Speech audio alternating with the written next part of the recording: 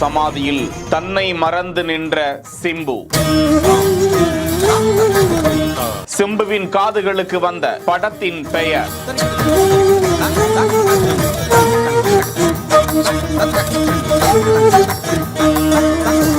வெற்றிமாறன் இயக்கம், சிலம்பரசனின் நடிப்பு.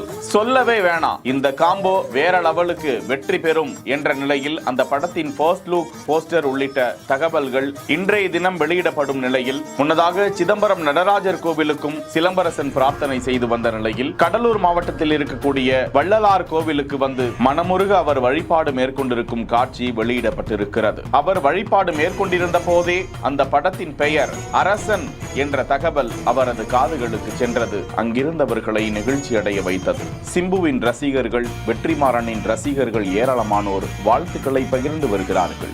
செய்திகளை வழங்குவோர் Manju group, Sims pharmacy and clinic, grand royal tours.